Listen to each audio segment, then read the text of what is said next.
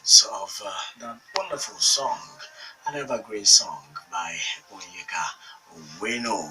I tell you, if you are going to ever experience peace in this great nation, Nigeria, it must start from our heart. What you do not have, you cannot give. If you have peace in your heart, then there can be peace in your home, in the family setting, and then that will begin to have an effect on the society at large. It is on that note that we welcome you to the Citizens Forum segment of the Daybreak Show. We are going all the way to 11 a.m. this morning. Well, the issues bedeviling this nation, the challenges, as it were, are so enormous. You can begin to count one after the other. Which one do you begin to tackle? Is it corruption? Is it ineptitude? Is it mismanagement? Is it a crime? Is it security or insecurity, as it were? Or what exactly would you actually pinpoint as the fundamental challenge of this great nation, Nigeria? But one thing that has continued to reverberate in recent time, it has refused to die down, no matter how much people in different camps have tried to push it down, have tried to suppress it. The echo keeps on getting louder and louder. And what are we talking about this morning? We're talking about fiscal federalism and, of course, the quest for restructuring of Nigeria. When you talk about restructuring, what exactly are we looking at? What type of restructuring are we talking about? Is it going to be all-encompassing? Is it going to affect the type of government that we are actually running? Is it going to affect the presidential system that we are running? Is it going to include regionalism? Is it going to tackle the issue of resource control? So many questions begging for answers. When you talk about restructuring, as some have erroneously believed, is it to call for the dissolution of the country or disintegration of the country, as some are conversing and agitating for? Well, these are the issues we want to look at this morning. One basic fact is that when we fail to look back at where we are coming from, assess our present, where we are, it might be difficult for us to know where we are going, and of course get to that destination in one piece. Aghemerio, the issues are so many.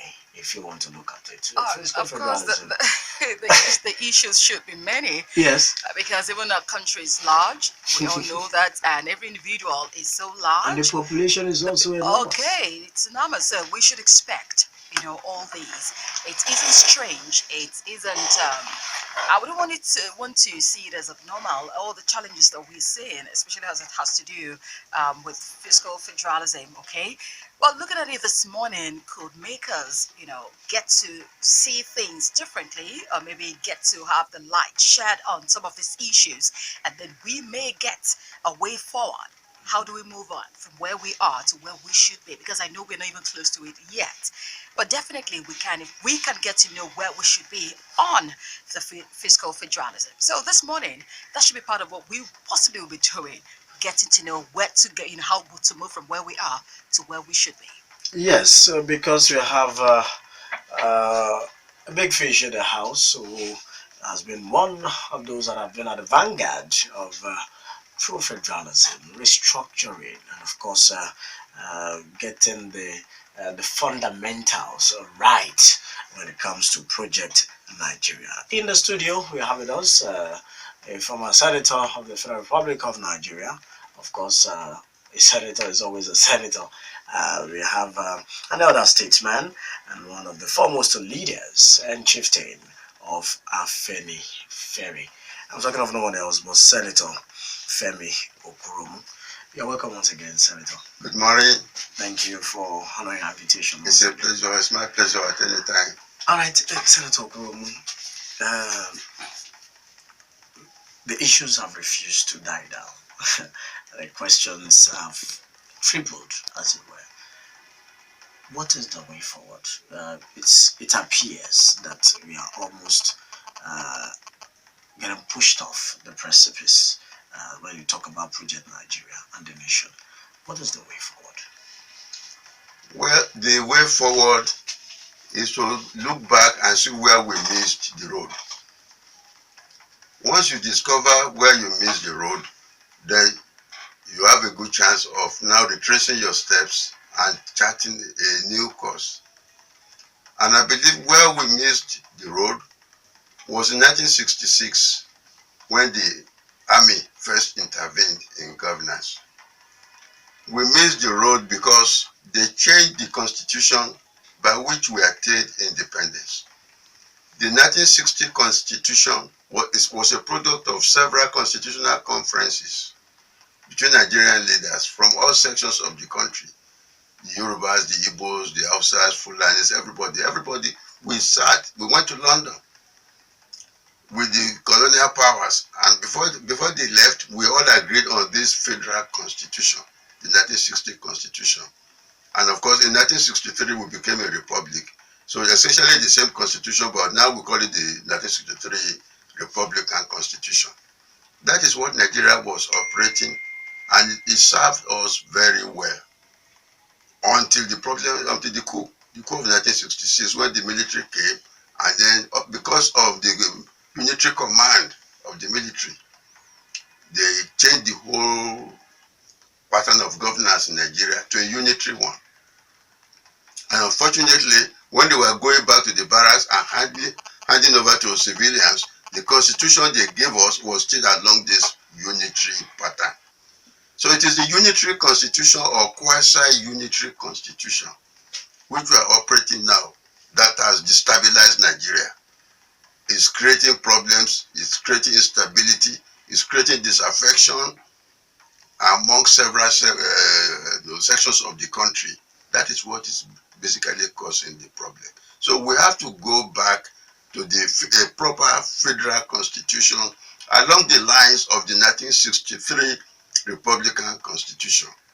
So that in fact, when we talk of restructuring, we are talking of more or less going back to a truly federal constitution along the lines that we got our independence with, and that we were still operating before the military took over. Now, when you say we should go back to the system of government we operating before independence, are you after? Sorry. But before military intervention, yes. Okay, before military intervention, and that is after the independence. Now, are you talking about the parliamentary system and regionalism? See, those are not even the key issues. Okay. I said true federalism. If we have true federalism, the parliamentary system becomes secondary. Okay. Regionalism becomes secondary because in the federal system, you have a federal government, and then you have federating units. The federating units before at independence were regions. First 3 regions, then 4 regions. But now we are not insisting that we go back to those regions. At the 2014 National Conference, we agreed that the states should remain the federating units. But even with the states and the federating units, there are still relationships in a federal system between the federating units and the federal government. What is important is the essence of those relationships that must exist between the central government and the federating units. We must preserve. Those are the things that make up federalism. So the kind of relationship that existed with this 1963 Republican Constitution, we have to restore those relationships between now the states and the federal government. Okay, now recently the National Assembly, due to consultations, reconciliation efforts to quell these agitations here and there, they have called for a copy of the National Conference report so that they can begin to look at how they can incorporate it into the ongoing constitutional amendment. How do you take this move by the National Assembly? See, the greatest crime a politician can commit is the crime of gullibility and the crime of naivety. Here we have a government whose leader, when I say leader, I mean the constitutional leader, the president. I'm not talking of the national leader, who is Tinubu, But the constitutional leader that the constitution recognizes, the president, has said he will not implement the recommendations of the National Conference. All his spokespersons are repeating the same thing, that they will not implement the recommendations of the National Conference. The thing is now leading to unpleasant developments all around the country. And the National Assembly is controlled by them. So if the National Assembly now says, okay, send us the report, you can see that even that decision itself, the National Assembly, generated a lot of controversy within their party. But many of them were not in support of that. They thought it was a betrayal of their party. But forget that for now. Even if the National Assembly said that, that can be seen as just a way of dousing the current tension, so that people can at least have a feeling that something is being done, whereas in fact they are not going to do anything, because they are not going to go against the decisions and the resolutions and the resolve of the president. So they can just take it and let's say, okay, now you see we are doing something, take it from the presidential archives, put it in the National Assembly archives. Archives is still archives. So nothing is implemented. It will not. Yeah, it will not. I don't believe they will implement it. But it will be a pleasant surprise. That is why we are giving them the benefit of the doubt. If the report is sent to them and they really begin to implement it, we shall clap for them. So we are very cautious in looking at what they are going to do with the report. We will not clap just because they've got the report. We will only clap for them after we begin to see what they are doing with the report. Can you see that will? That's it. Do you think they have a will, or the willpower is there to execute the report? That's where I started from. I don't believe the willpower is there. They just want to do this to silence the critics and the agitators, and to have a sense of, to restore some sense of stability to the nation. Now, we've been talking about fiscal federalism. It's been on for some time now, even for years. All right. And it's 2017, and it doesn't seem that anything is going to be done about it so soon. Now, can you tell us how many do you think people, or so many people, really believe in these? In fiscal federalism? Yes. Well, as I have said, we were practicing fiscal federalism until 1966. When we got our independence, the constitution that we got from that we were given by the British allowed us to practice fiscal federalism in a large measure, and we continued that until the military intervention. And the years between 1960 and 1966, when we practiced this fiscal federalism, were the best years of Nigeria, the years of the most rapid growth, most rapid development of all sections of the country. Every section of the country grew very, very rapidly. We were growing faster than even the Southeast Asia countries, who are now so far ahead of us today. So that constitution served us. It served our people. In the Western region, it gave us free education. It gave us first in Africa television, and all the first in everything. And as the Western region was having first, the other regions were following us. We were all moving closely forward. So I just have to let you know that that constitution served Nigeria well. It is not a new thing. We have practiced it before, and we have seen how well it served us.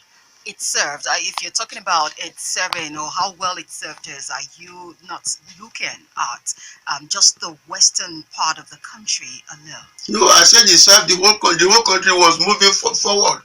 If the western country, the West became the pace setter. It's like you are running a race. Everybody is trying to catch the person in front. So whatever the West did, other regions emulated. That is the way a country makes progress. It promoted healthy competition, healthy rivalry amongst all the regions. And when there is healthy rivalry, everybody makes progress. Now let's still look a bit, or let's have a peep into the corridor of power, because I still want to, because I know that if people, especially the people, the people in charge, I'll put it in charge now, I'm talking about the powers that be, if truly they believe in this, don't you think they would have worked up or done everything possible to make it work? There you are. The truth is that those in power now don't believe in it. That is what is causing the tension in the country. Those in power now do not believe in fiscal federalism. So what do you think can be responsible for that? If you've said so much about the beauty of it, how well it served us and all that, why will anyone not believe in it? See, this is why I believe Nigerians must really read and keep themselves up to date with developments in their country. Because it appears a lot of us are not up to date. Of course, the reason that those in power now do not want fiscal federalism or any form of restructuring Why? is because the status quo as it is today is in their favor. We have a situation in Nigeria where some people are benefiting tremendously from the status quo. That is the 1999 Constitution. What are the benefits they're having that other Nigerians are not getting? Let us start from the area of fiscal federalism. Some sections of the country are making substantial contributions to the federal pool, the distributable pool of revenue that the federal government shares. What's that section of the country? The southern section. All right. Are making a lot of immense contributions. We contribute more than enough to this pool of this revenue to be shared. The north contributes very little. But when it comes to sharing, the north gets the lion's share. And the south that contributes the majority, most of the shares, most of the revenue gets a pittance. So the sharing is just in reverse to the contribution. This is against all the principles of fiscal federalism. And of course, those who are benefiting, those who are making very little contribution and reaping the most benefits, they are enjoying it. So they don't want it to change. Would you say that is the reason why most people from the northern part of the country are against restructuring? It's one of the reasons. The fiscal federalism aspect is one of the reasons. How about those who... there are many reasons, but that is just one of the reasons. Yes, let me also bring out one other reason. There are some who believe that southwesterners, southerners, and of course southeasterners are hiding under the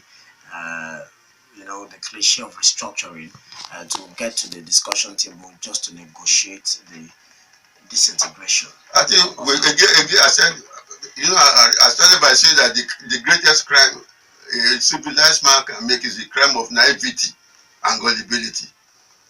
Those who make that allegation, you can see that their hypocrisy is so transparent.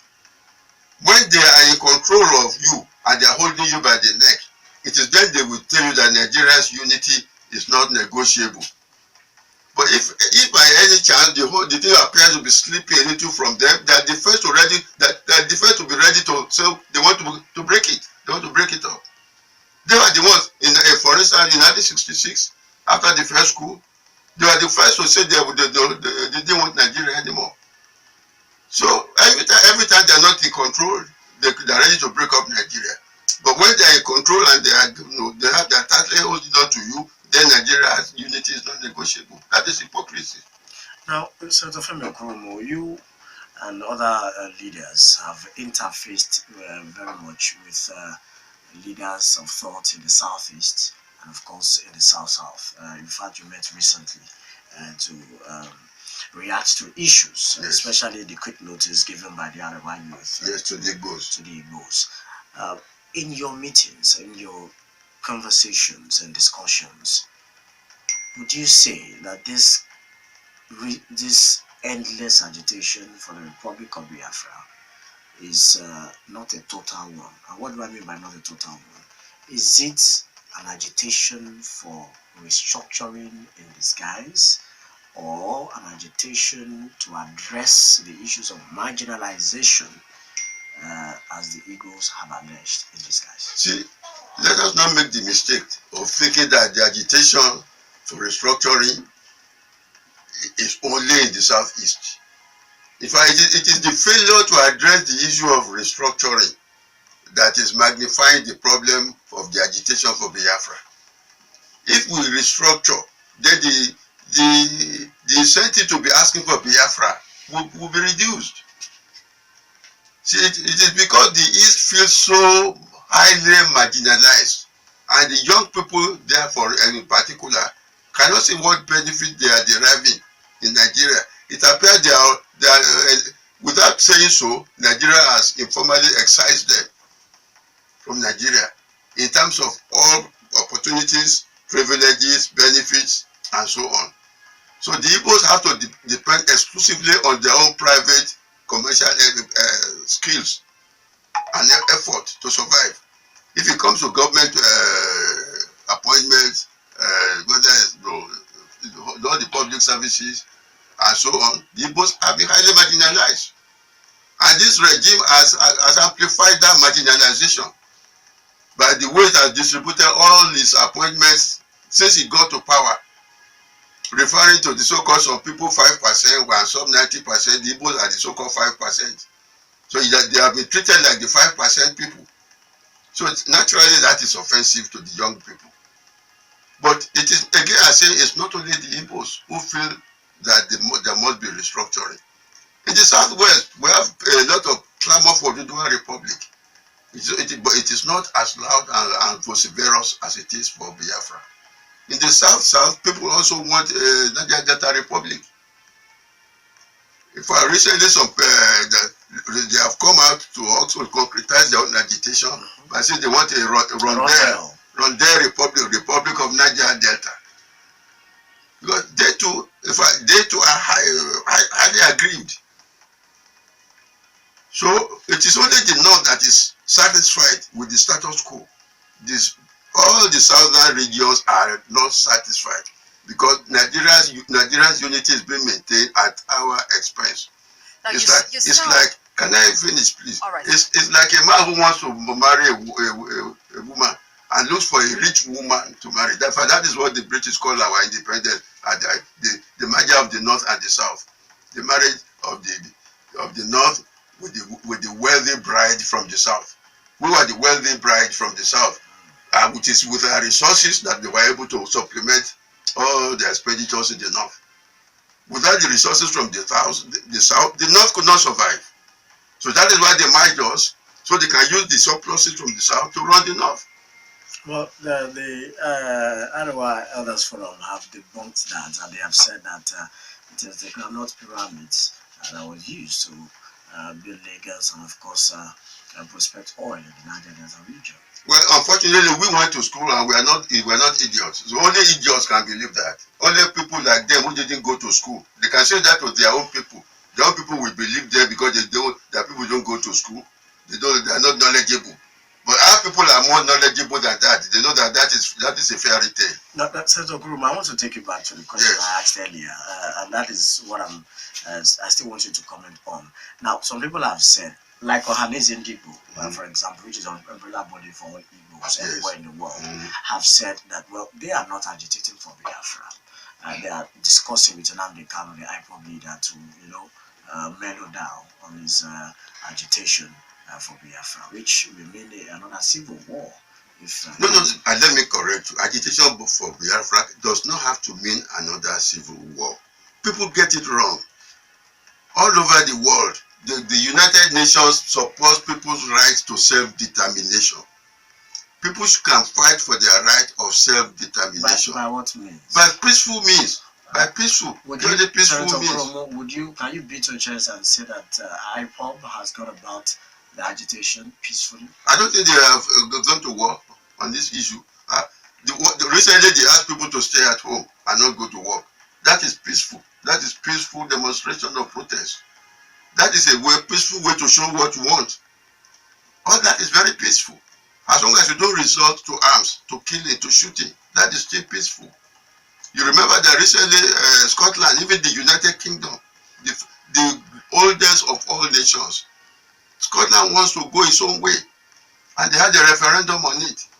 Nobody is accusing Scotland of committing any criminal offense. Okay, good. Now this takes us to another issue. Yes. In the Constitution, it is it is a taboo, so to speak, to begin to ask for the dissolution of the country. When you do that, you're committing treason, and then you can face the full wrath of the law. Now, that is a call for anarchy, that's a call for war, which I doubt we can afford right now. But the point I want to make once again is that Femi Okurounmu Ohaneze Ndigbo, which is distancing itself from agitation for Biafra, are they supporting Biafra or supporting Kanu, not because they want Biafra, but because they want to use that as a bargaining chip? The leadership of the Igbo. Yes. Just like the leadership of the Yorubas and the leadership of the South, what we are agitating for is restructuring. Restructuring. That's the primary focus. That is the focus. And restructuring along the lines of the Central Federating Units relationships that existed by 1966 before the military intervention. Now, wait, let me answer your question. Sorry. It is the failure of the authorities to address the issue of restructuring that is then snowballing into. It's snowballing, because nobody wants to live as a slave in his own country. Nobody wants to live as a second-class citizen in his own country. And as I always say, nobody wants to live as if he were a conquered person within his own country.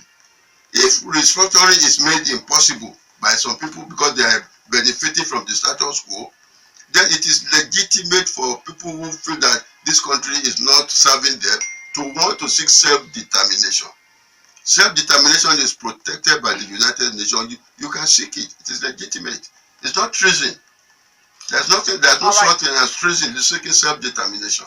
Now, some of the thought that it's not about restructuring, but we can look towards true federalism, would may just be progressive and making a headway. What do you think about that? Yeah, that is what I said. True federalism is one of the components of restructuring. There are many other components of restructuring, but true federalism encompasses most of it. All right, now, how much? Okay. What other components would you say must be looked at when you talk about restructuring? Well, apart from true federalism or fiscal federalism.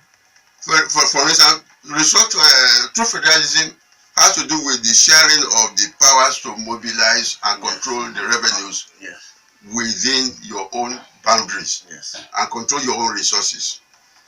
But there are also other areas of legislation outside of the revenue ones, in which the federal government has to do a lot of devolution. There must be lots of devolution of powers which are not financial or federal or fiscal, from the central government to the federating units. In fact, it is when you have a lot of this devolution of powers, so that each region or each federating state, let me use state, since that is what we have now, where each state can in fact be more or less in control of its own affairs. Now, how much powers can these federating units, the states or these regions can have? They can have as much powers. There are many countries of the world today that are not as big as many of our states and their nations.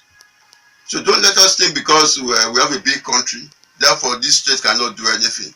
It's because we have not allowed them to mobilize their resources. That is why we think they cannot exist as more or less autonomous states. If you allow each state to mobilize and develop its own resources, we are richer than many European countries even. We will be. Senator Okurounmu, one may disagree with you when you talk about the implementation of the National Conference report. If one looks at a provision that proposes that more states should be created, about 18 states were advised that should be created out of the existing 36. You say one may disagree. I can explain to you the rationale. Yes, but will you take us through the rationale? Before you disagree, you will have to listen first. No, I'm not talking about myself personally. I'm saying that one may tend to disagree because you begin to look at the challenges that states are facing. So many states are facing the issues of unpaid salaries, pension arrears, gratuities of workers, and so many other burdens that they fail to lift off their neck. Now, when you add 18 more states to the present 36 states structure, uh, how do we cope? Okay, I will take your question at two levels. Yes. First, the justification for the 18 states, and then the question of their funding. Yes. So that they can survive. Yes. Now, let me go first with the question of justification. Now, the West used to be one region. Ever since we created Ondo, Oyo, and so on, many people are now reluctant to go back because they say that but they say they don't want to go back under Jebus again. Ekiti people say they don't want to go under Ondo and things like that. Everybody is suffering, is more or less autonomy. Now the same thing is happening in the north. In the north, many of those states in the north, they have Fulanis and a lot of native tribes, native nationalities who are not Fulani at all, and who are feeling oppressed and marginalized by the Fulanis. So many of them, in fact, are unhappy within their present states. So you can say I'm even the north is I'm coming. So that when we were at the national conference, in fact, when some of us were thinking of regionalism, because that is what the West went for, they were saying that in fact they want to get out of the region of the state they are in now. Because the state they are in now, they are being oppressed by the Hausa Fulani minority there. They are the majority, but they are being oppressed because of their ethnic, the ethnic composition. So they say they would rather have states of their own to reduce their oppression by the Hausa Fulani people. So then they came that they said if we could support them to have their independence from these other Fulanis, they will support all the other demands that we brought. So that is how these new states came. And nobody wants to be oppressed. Everybody wants to have some measure of freedom. If people are treating you like slaves, you don't want to be existing as a slave in your own country. So a lot of the new states were more or less states where the ethnic minorities are substantially in the majority. And they want their own states. They want their freedom from the Hausa Fulani dominance.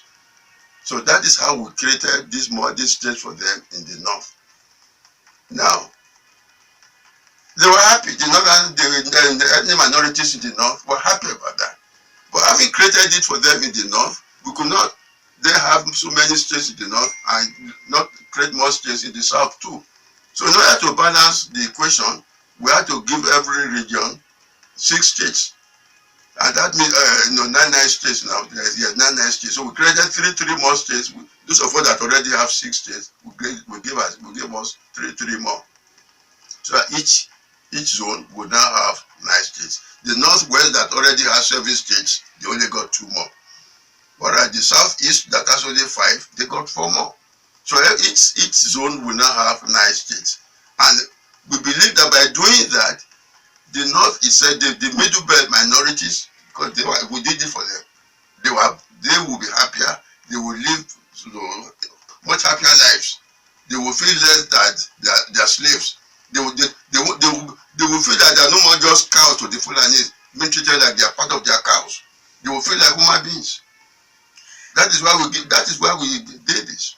That is the reason for the additional states. Now, as to funding, we have this country is one of the best endowed in the world. There is no state where you don't have mineral resources. It is because we have become so dependent on oil that we have ignored all the development of all these mineral resources and agriculture and water resources and so on. Because everybody now depends on oil. We focus on oil, and that's why there is so much revolt or resistance from the Niger Delta. That all the wealth of the country is taken from the region and everybody shares it. But there is no state that does not have mineral resources that it can develop. And so we created a special fund that the federal government must devote 5%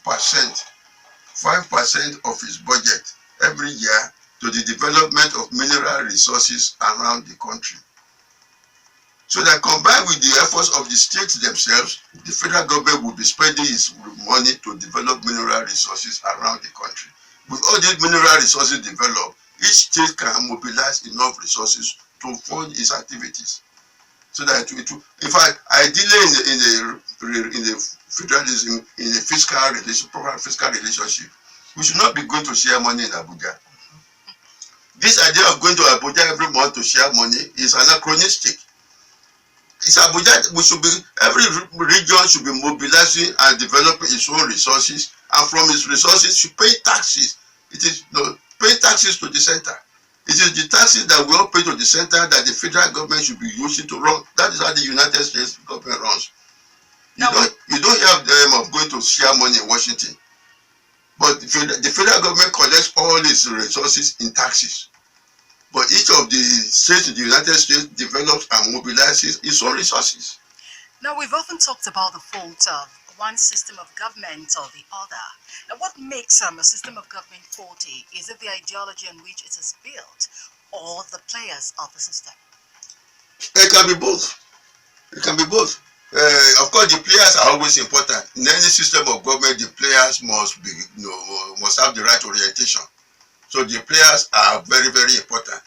But again, the system of government must be adapted to the nature of the people. If you have a system of government that is ill-suited to the people, then it will not work.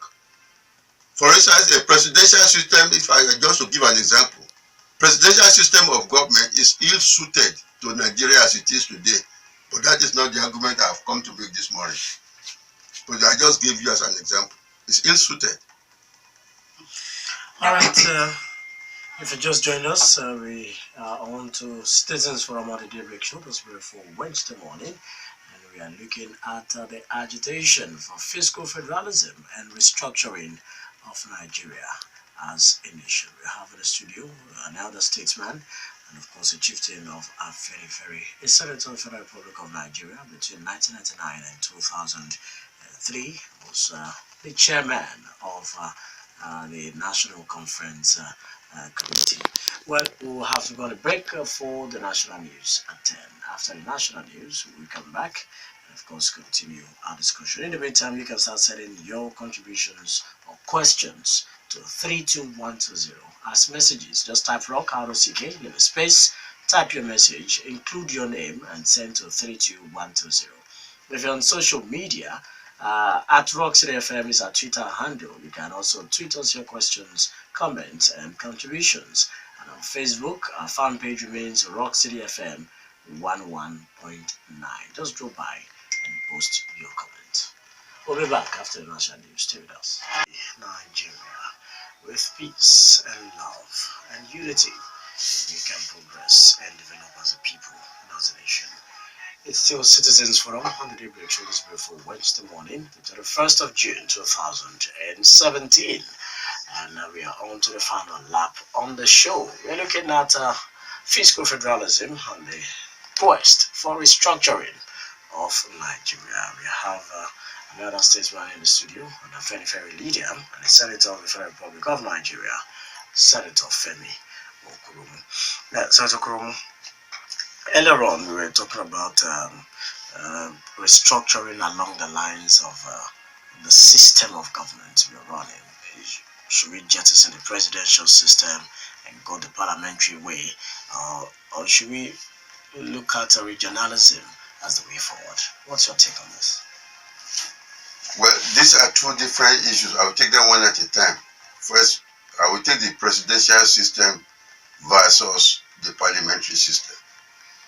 And I think in my earlier remark, I said the presidential system was ill-suited to the nature of our people. And you see, in the presidential system, all the power of the state is vested in one person, the president. If it is, when we talk of the whole country. And in a state, all the power is vested in the governor. So it is only the president that the people elect. His ministers, the president can appoint anybody he wants as his ministers. They are purely at the president's discretion. So in the way, the ministers are not responsible to the people. They are responsible only to the president. And the president can fire them anytime he chooses to. Now, in a country where people have a tendency towards dictatorship, towards autocracy, towards always misusing their positions, that is a very dangerous system. That is why you will find today in many states, the governor does whatever he wants. He has commissioners whom he can fire at will. He has a legislature which is supposed to act as a control, because it's supposed to be a check and balance on him, but he neutralizes them with bribery.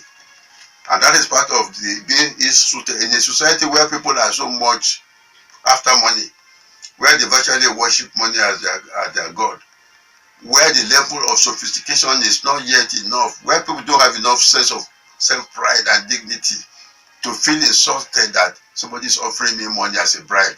No, in most society, people will feel insulted. But in Nigeria, Nigerians will rush at it if you offer them a bribe. So when the governor offers everybody enough money in the state assembly, he has them all in his pocket. So the governor becomes a dictator. And in most of our states today, the governors are dictators. They do whatever they want. There is no restraint on them, no check on them, no balance at all of any sort. So this is not democracy anymore. So it's a distortion of democracy. Whereas in a parliamentary system, it's a cabinet government. It is not what the prime minister. In fact, the prime minister is first among equals. Everybody has his constituency. The prime minister is elected as long as every other minister there is elected. They all have their constituencies. So they are all powerful people who are also responsible to their constituencies. So one man doesn't have all that power. It's a shared power between the cabinet. And also the parliament acts as a check on the government, because there are what you call question times.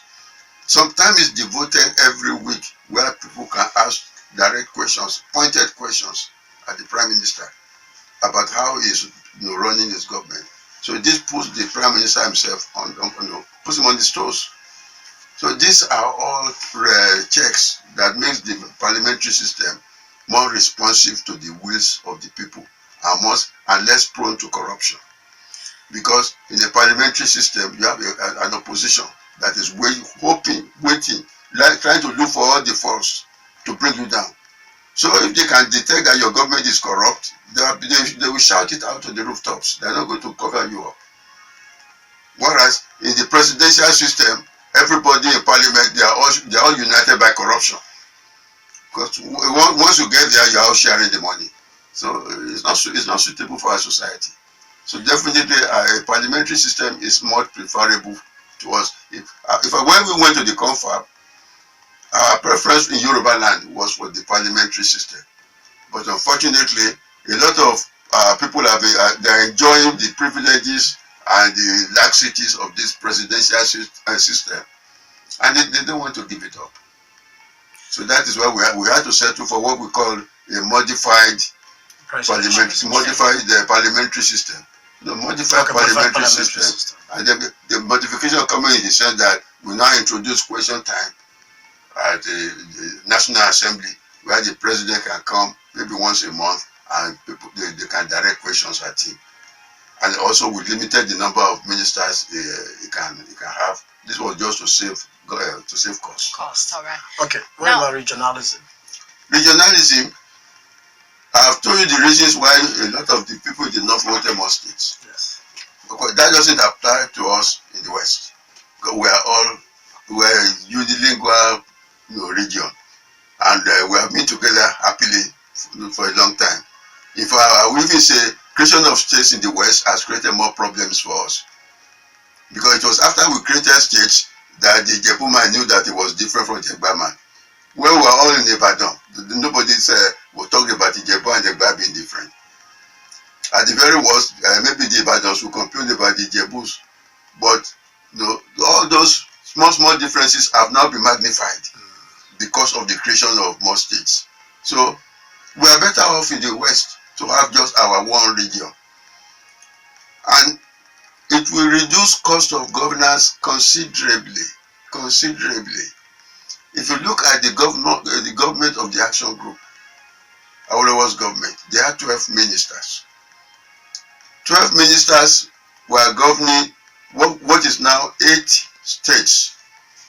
Because apart from the 6 states in the southwest, we also have Edo and Delta. So 8 states were being managed by 12 ministers. Count how many commissioners are in those 8 states now. In fact, in each state you have almost 20 commissioners or more. And so multiply 20 by 8, that's 160. So in fact, we are over-governed. Nigeria as a whole is over-governed. Not to talk of all the bureaucracy, because now each time you have a new state, that new state must duplicate the entire bureaucracy of every other state. And again, ministers or commissioners, nowadays they must have private assistants, special assistants, all sorts of supplementary staff. So we are over government. A lot of our money goes in paying these people who are just parasites. And that is why you find that some states spend almost all their resources paying salaries and very little for development. Whereas if we concentrate on just the Western region, after all, when we had the Western region, this governor's house at Oaikhenan was just a house of a resident, the local resident. And there were residents like that all over. But only one administration. And the region was well governed. Very well governed. So I don't see why we can't go back to one region. All right, now I have this in 2 forms, okay? And that is, Nigeria may actually need restructuring, but is the time right? That's one. And then secondly, many states in Nigeria believe not to have the wherewithal to sustain their economy without allocation from the federation account. And if this is considered, will this not mean that some states will be starved in the areas of funds? Yeah, what we are saying is that there are enough resources, enough mineral resources and other kinds of resources, natural resources in every state, that if they are developed, in the long term, every state will be rich enough, wealthy enough to take care of itself. That won't be immediate. Yes, but in the immediate, the National Conference made provisions to increase the share of the federal revenue that will go to the states and reduce the share that will go to the federal government. These are just interim measures to see that the states have more money. For instance, we have reduced the share of the federal government from the federation account from about 53% to only about 42%. Whereas the states have got their own shares increased to about 35%, and the local governments to about 22.5%. So this will give the states and local governments more money, and at least lesser money will go to the center. But these are short-term measures. In the long term, every state must try to mobilize its own resources, and that's what I said. What I said earlier. There is no state in Nigeria where you don't have one mineral or the other. There is no state where you cannot have agriculture. There is no state where you cannot have animal husbandry. All states are endowed. It is not because we have this pension for going to Abuja to collect money every month. So the focus is not on developing the resources we have in our states. Now, can you say that we are truly prepared for restructuring? Yes, of course. As I've said, maybe you forget where I started from. Restructuring is where we are coming from. It is not. It's not a new thing to us in Nigeria. It is where we started from in 1960. I'm saying that is what we operated from 1960 to 1966. So if we were prepared for it in 1960, even as a newly independent country, and we ran it till 1966, how can we now be talking of not being ready for it? All right, it's almost 10:30, and we need to move on because I can tell you the lines have been buzzing. It's either because they really truly do not know, or they are just trying to create confusion. There is no divisiveness at all implied or involved in restructuring. As I said, Nigeria was operating a truly federal constitution at independence. And we operated that federal constitution until 1966, until the military came and changed it to unitary constitution. And that under the federal constitution, all parts of Nigeria made progress. In fact, Nigeria is further divided today now, than it was then. Nigeria was not divided at all when we had a truly federal constitution. So, if I maybe another word for restructuring is to restore the federal constitution which the military made and which they removed, which they annulled, to introduce a unitary constitution. There is nothing wrong if we can restore back to what we had at independence, and up to 1966 to go back to that which worked, which served everybody well. That is what restructuring is, to restore the federal constitution that we had by 1966 before military intervention. So this has nothing to do with division. Hello? Okay, hello, who's on the line? Hello. Good morning. Good morning, Jay. This It's is Aghemerio. Aghemerio. Good morning. Aghemerio, good morning. Good morning.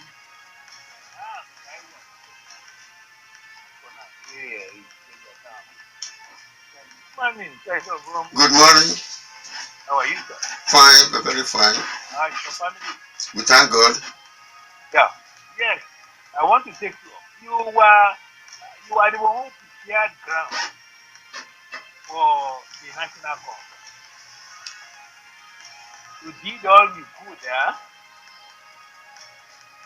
and I am disappointed that you and the last government could not do anything about that report. Either to subject it to referendum or to send it to the National Assembly for consideration. You did not do that. You failed to do that. Can you defend your action? Then, another time that you said you agreed with the outsiders, meeting Igbo footnotes. As a statesman, can you defend it? Well, All right, thank you. Preference was for a referendum, and we were hoping to send the whole recommendation to Nigerians for a referendum. That was the plan. So I don't think Jonathan could be blamed, or that I can be blamed, that we did not implement the recommendations right away. There were no things that could be implemented right away. Thank you very much. All right, let's take a couple of calls. Yes, sir. I've been following your political season, and I can see that you have the love of the country at heart. But, sir, don't you think what you people discussed at the national conference that was thrown away, although the National Assembly is saying that they should bring it up forward now so that they could consider one or two things there, and we have been saying it perhaps down about it. They cannot throw away the baby with the water. It's never done. There are some things in the national conference document that really benefited a lot of Nigerians. You can see what is happening now. There is no peace, there is no harmony, there is no good understanding between Nigerians, simply because we have not even sat down on a roundtable conference to really discuss the project Nigeria, to really discuss how our amalgamation is going to work, how we're going to live together and just be one entity. I pray for this country. I pray that things will continue to get on very well. God bless you, sir. God bless you, York City. God bless you, Nigeria. Thank you very much. Aghemerio, and good morning, the senator in the house. Thank you. My name is Dr. Nkon. I'm calling from Ashero Estate. Senator, you've spoken well, and I've seen your heart. And there are so many issues you have raised which need to be contested. To start with, you said senators collect a lot of money. I wonder if that is what you did when you're a senator, collecting money. Because you have brushed all of them. Senators collect money. Is that what you did? But you don't answer yet after. Number two is that you see people use this word Yoruba elders, Hausa elders. Who are these Yoruba elders? Because we have only voted for senators, House of Reps, governors, and others. The others led are traditional rulers.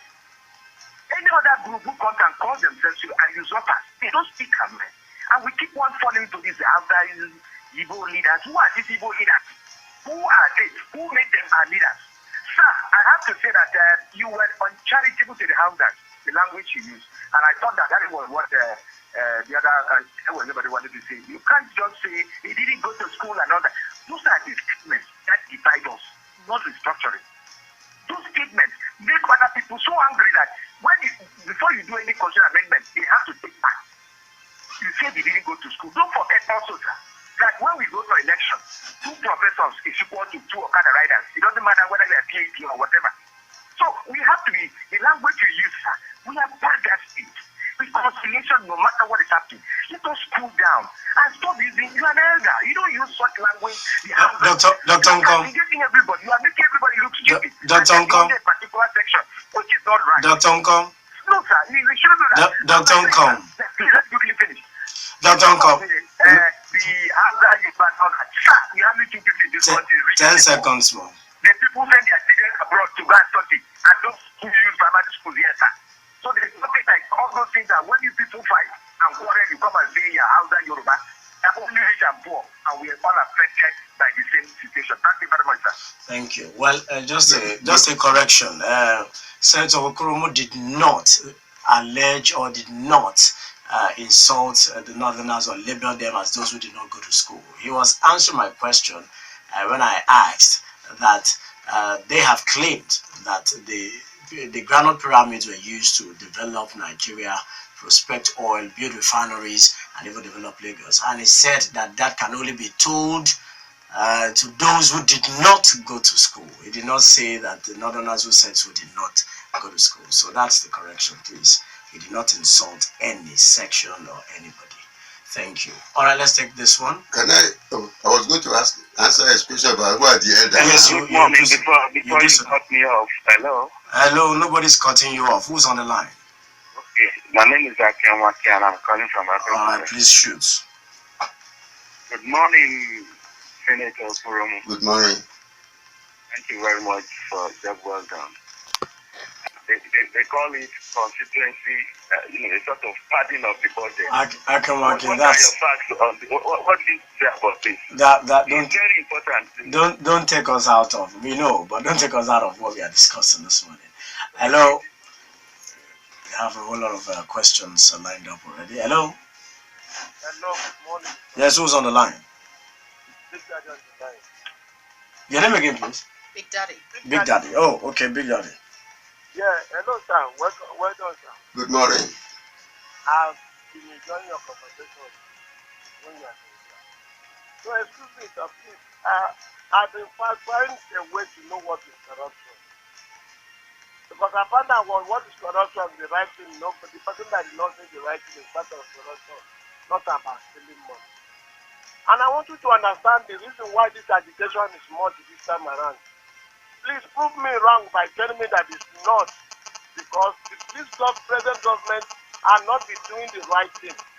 Because everybody in corrupt agitation, Hausa, Yoruba, who is those people that this government is favoring? Because this thing that baffles me, and this about security is included. Hello?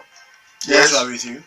So the security is included and makes it, because everybody corrupt agitation because of they are not up to the expectation. That is why the agitation is much. All right. Did you get this question? I don't know what the question really is. Okay, let's take another one. Hello.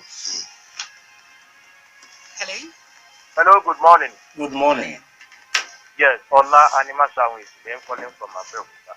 Good morning, sir. Good morning. I am actually agitated by two of your submissions today, cabinet system and regionality. The way you talk about the cabinet system, sir, it seems you are not considering the Nigerian factor, which is peculiar, which has made things not work. Seriously speaking, it is the people who are operating the presidential system now that will operate the cabinet system, no matter how good it is.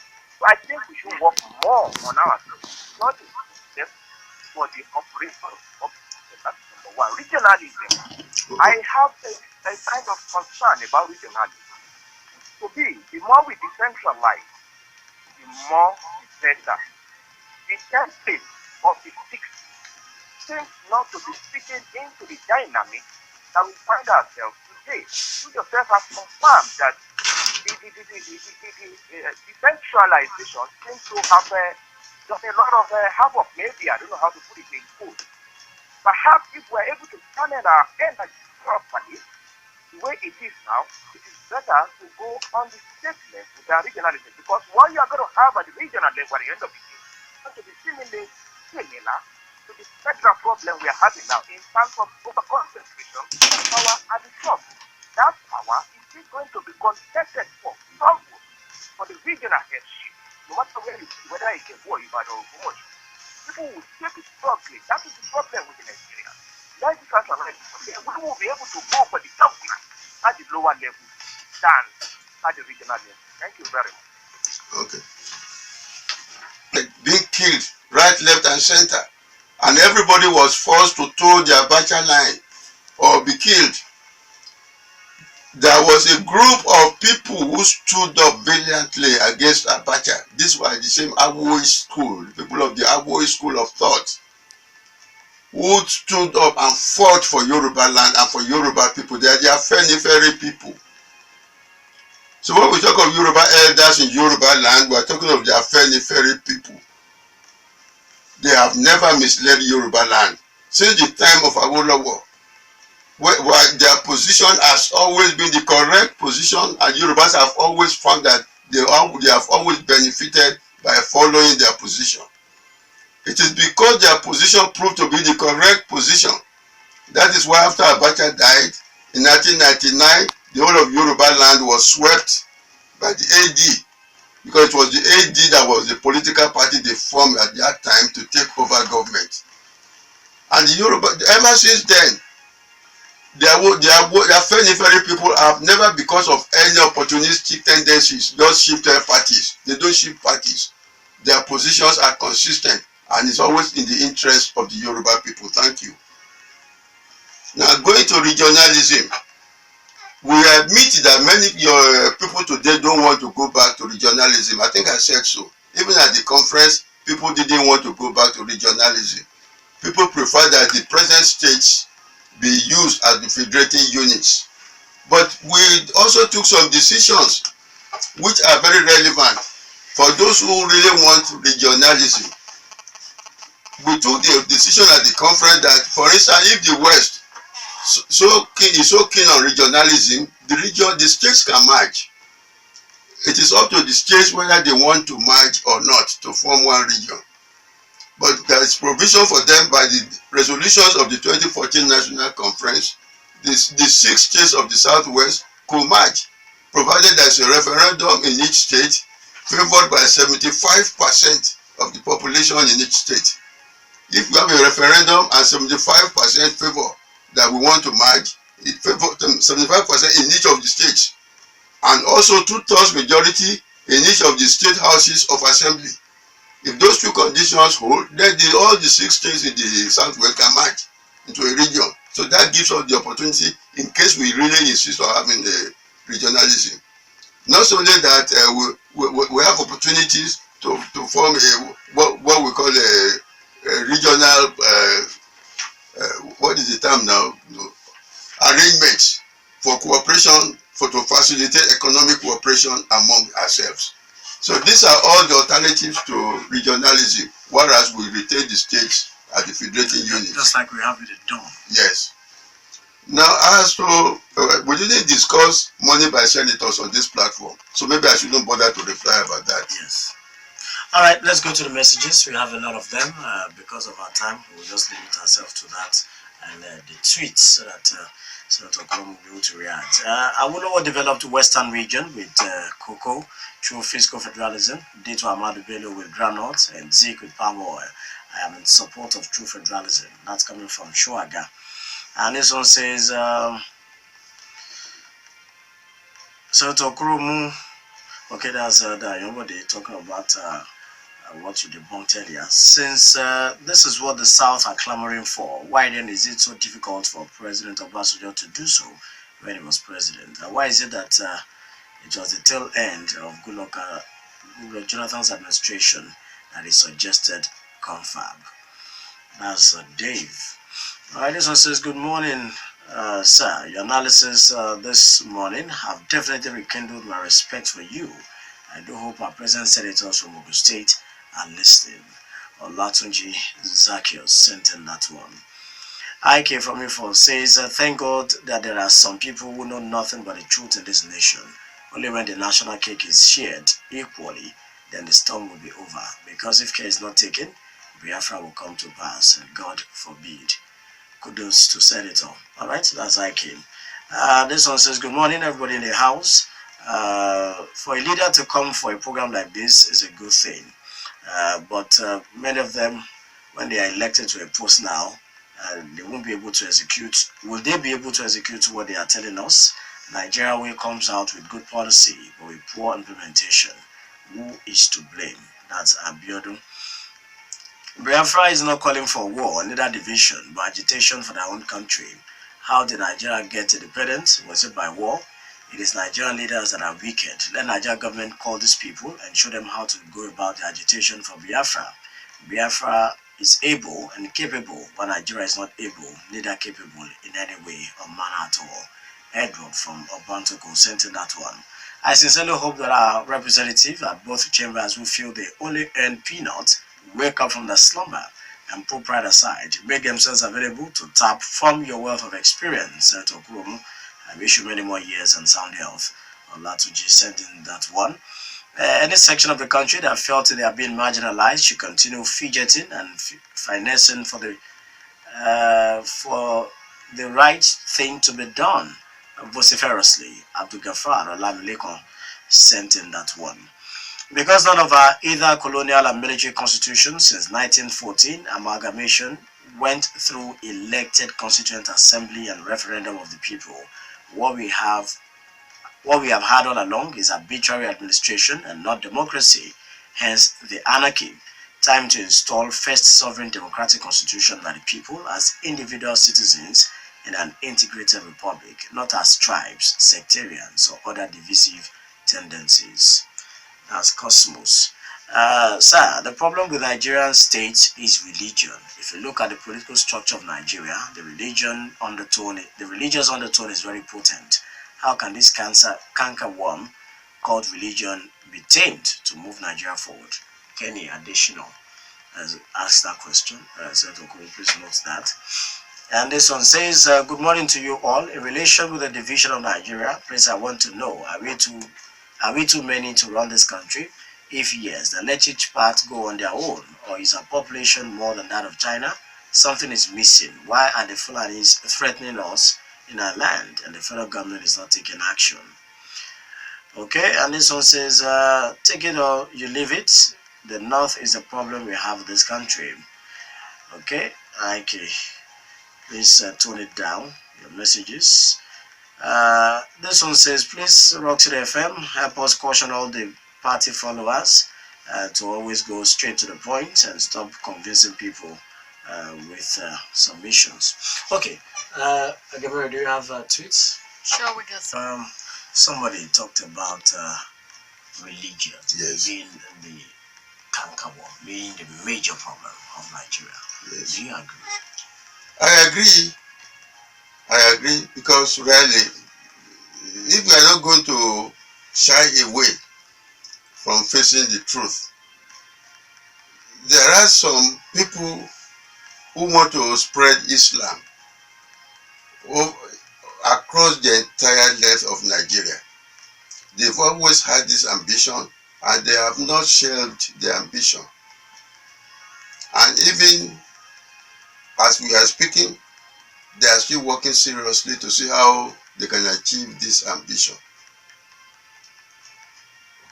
For instance, many of us believe in secularism. Secularism means that you actually separate state and religion. That way all religions can coexist. I deal with you, I don't have to know what religion you even hold on to. I deal with you as a Nigerian. That is the way normally a secular state is supposed to operate. But some section of the country insists that we should not have a secular state. The religion must still play a part. And we still have a situation where the Sultan of Sokoto is the one dictating when we are going to have public holidays. Public holidays to celebrate the Muslim holidays. Not even the government. It's the Sultan that directs the government. I don't think that it should be acceptable in a secular country. And this all issue of Fulani herdsmen and so on. Several people believe that this is part of the effort to, in fact, take positions all over southern Nigeria, so that invariably they can marshal and more or less carry out the whole Islamization agenda. All right, because of our time, we can't go any further than this. We appreciate every one of you. Thank you for the messages. Thank you for the tweets and the calls. Thank you very much, Senator Femi Okurounmu, for honoring your invitation. It's a pleasure. That's our show this morning. Join us again tomorrow. We start as early as 7 a.m. I am Tobi Joseph. Have a wonderful day.